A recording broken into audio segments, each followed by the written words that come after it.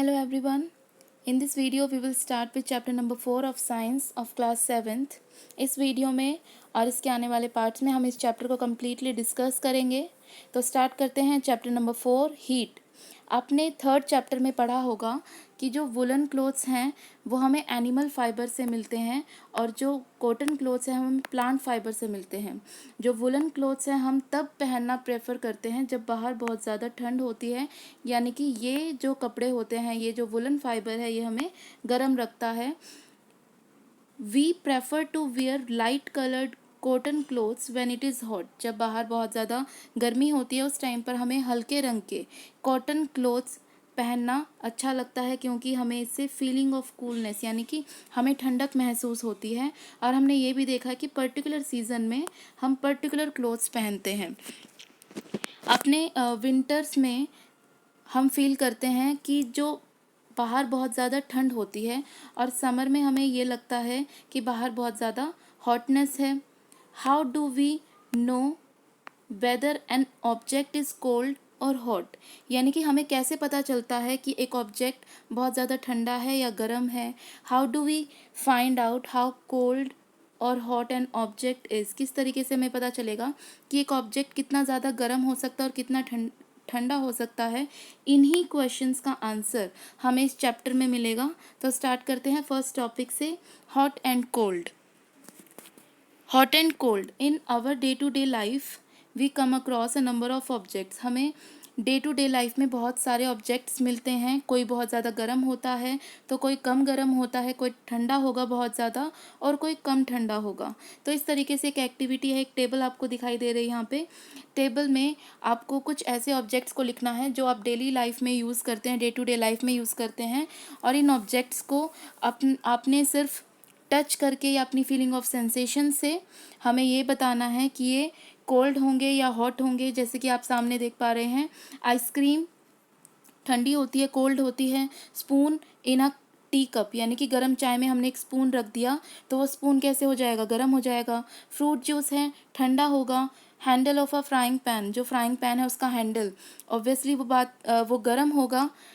और इस तरीके से आपको एक एक्टिविटी परफॉर्म करनी है, कुछ ऑब्जेक्ट्स को कलेक्ट करना है। लेकिन आपको ये ध्यान रखना है कि वो जो ऑब्जेक्ट आप टच करने के बाद पता कर रहे हैं कि वो ठंडा हो गया गर्म, तो आपको ये ध्यान रखना है कि बहुत ज़्यादा गर्म ऑब्जेक्ट को आपको केयरफुली हैंडल करना है। तो इस बात का आप ध्यान रखें। ये कुछ प्रिकॉशंस हैं जो आपको ध्यान रखने हैं। हमारा जो रिज़ल्ट है इस टेबल से क्या निकलेगा कि हमें ये पता चलेगा कि कुछ ऑब्जेक्ट्स बहुत ज़्यादा ठंडे होते हैं और कुछ ऑब्जेक्ट्स बहुत ज़्यादा गर्म होते हैं। और अगर हम गर्म की भी बात करें तो सम ऑब्जेक्ट्स आर हॉटर, यानी कि कुछ ऑब्जेक्ट्स बहुत ज़्यादा गर्म होंगे और कुछ कम गर्म होंगे। इसी तरीके से some are colder than others. तो इस तरीके से हमें इस एक्टिविटी को परफॉर्म करने के बाद ये रिज़ल्ट हमारे पास आता है।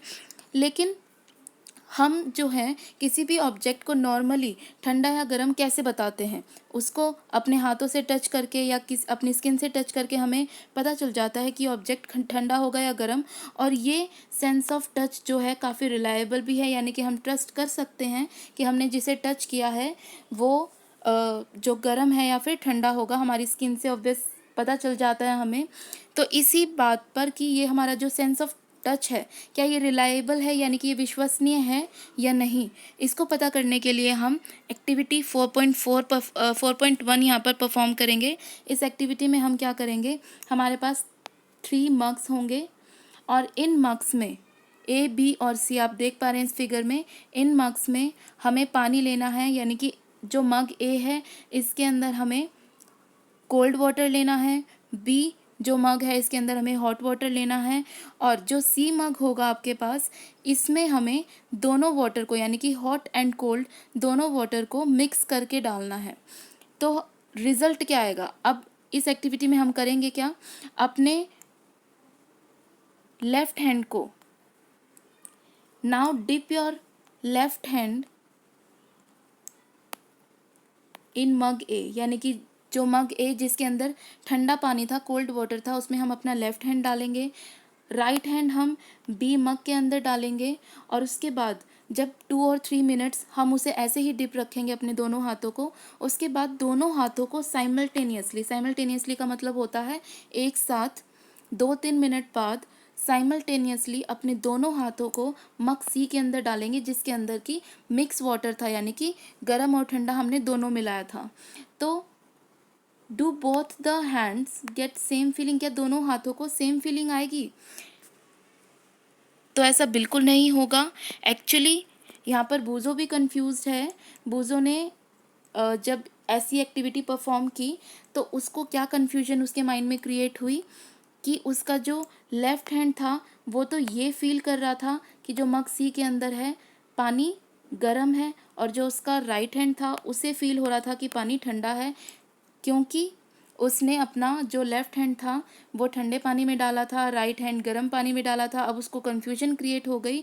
तो इसीलिए जब हम टच करके किसी पानी को या किसी भी ऑब्जेक्ट को पता करते हैं कि वो ठंडा होगा या गर्म, तो हमेशा ये टेस्ट या फिर ये सेंस ऑफ टच जो है रिलायबल नहीं होता। कभी कभी हमें इसमें भी कन्फ्यूजन हो जाती है। तो हम कह नहीं सकते कि जो ये बहुत ज़्यादा विश्वसनीय है कि हम टच करके बता सकते हैं कि कोई भी चीज़ ठंडी होगी या गर्म। तो इसके लिए जो रिलायबल टेस्ट होगा, यानी कि जिससे हमें एक्चुअल में पता चले कि वो ठंडा है या गर्म, वो होगा टेम्परेचर। टेम्परेचर से हम बता सकते हैं कि कोई ऑब्जेक्ट ठंडा होगा या गर्म। अगर टेम्परेचर ज़्यादा होगा तो वो चीज़ गर्म होगी, टेम्परेचर कम होगा तो वो चीज़ ठंडी होगी। और ये किसके बेसिस पे हम बताएंगे? एक इंस्ट्रूमेंट के साथ परफॉर्म करके, जो कि है थर्मोमीटर। थर्मोमीटर आप सब ने देखा होगा। अपने हमारे घर पे भी हम यूज़ करते हैं।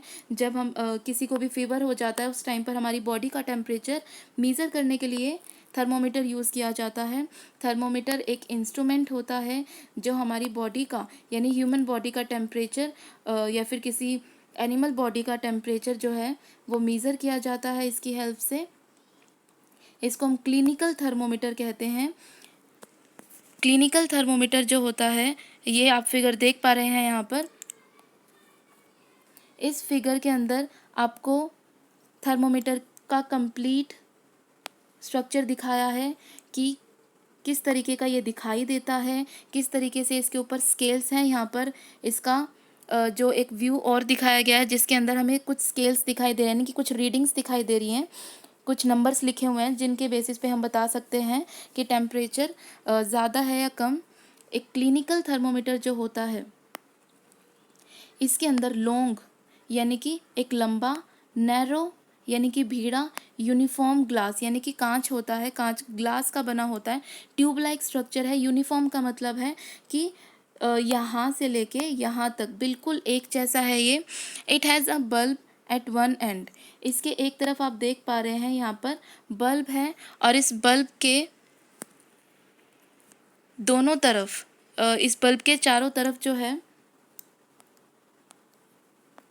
आपको दिखाई दे रहा है एक शाइनिंग, एक चमकता हुआ एक थ्रेड है। अगर आपको नहीं दिखे तो आप इसको थोड़ा सा टिल्ट करके या रोटेट करके भी देख सकते हैं। एक लाइन आपको दिखाई देगी, एक थ्रेड लाइक स्ट्रक्चर आपको मूव करता हुआ दिखाई देगा, वो होगा मरकरी। यानी कि इस बल्ब के अंदर क्या पाया जाता है? मरकरी। और इस मरकरी के लेवल के बेस पर ही हम बता सकते हैं कि टेम्परेचर कितना है उस ऑब्जेक्ट का जिसका हम मेज़र कर रहे हैं। और टेम्परेचर हमेशा मेज़र किया जाता है डिग्री सेल्सियस में। ये आप देख पा रहे हैं साइन, डिग्री सेल्सियस।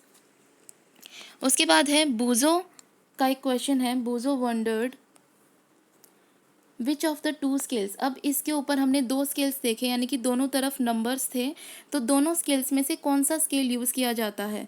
तो पहेली इसका आंसर देती है कि इंडिया के अंदर जो अडॉप्ट किया गया है टेम्परेचर मेज़र करने के लिए स्केल, वो सेल्सियस स्केल है।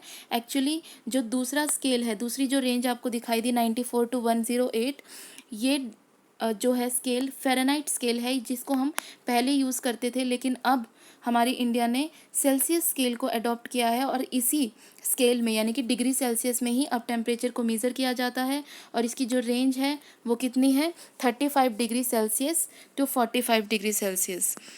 अब है रीडिंग अ थर्मोमीटर, यानी कि जब आप थर्मोमीटर को यूज़ करेंगे तो किस तरीके से आपको यूज़ करना है, किन बातों का आपको ध्यान रखना होगा, किस तरीके से आप किसी ऑब्जेक्ट का टेम्परेचर मेज़र कर सकते हैं थर्मोमीटर की हेल्प से।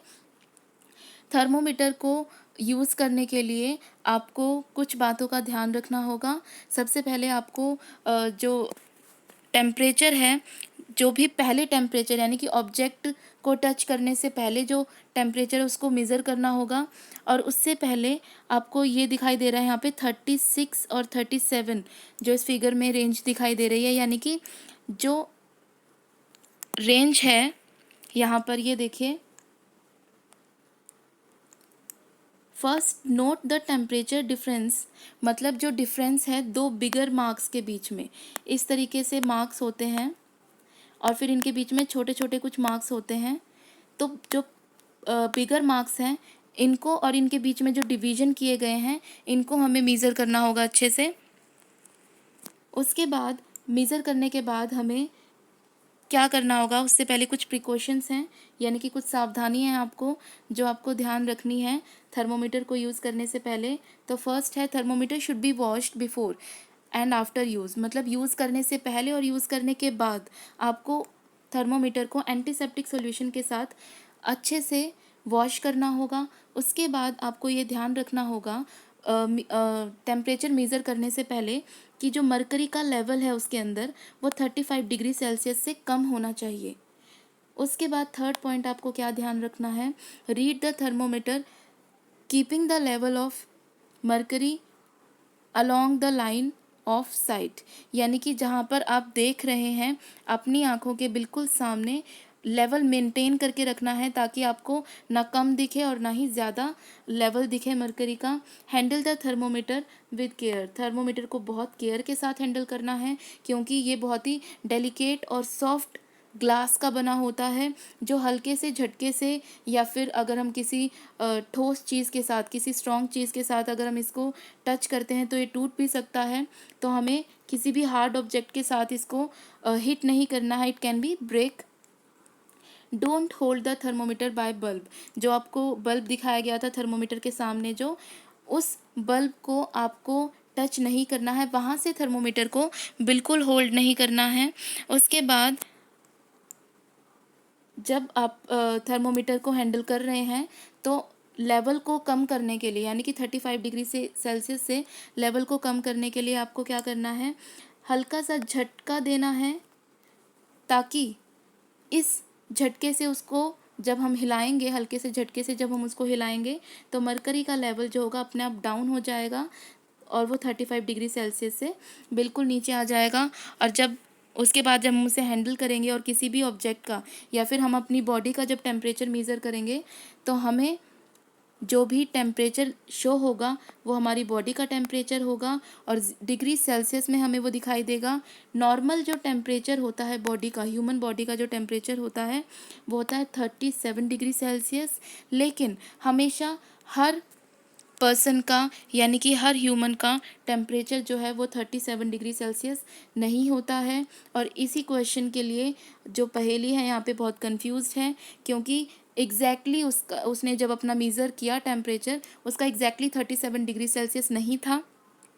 इसके लिए हम परफॉर्म कर सकते हैं, हम अगर 10 आपके अपने जो ये एक्टिविटी है 4.3, आप अपने किन्हीं भी 10 फ्रेंड्स का जो है 10 लिस्ट बनाइए 10 फ्रेंड्स की, उनका बॉडी टेम्परेचर मेज़र कीजिए। आप देखेंगे ध्यान से तो सबका, किसी का टेम्परेचर 37 डिग्री सेल्सियस से थोड़ा सा ऊपर होगा, किसी का 37 डिग्री सेल्सियस से थोड़ा कम होगा।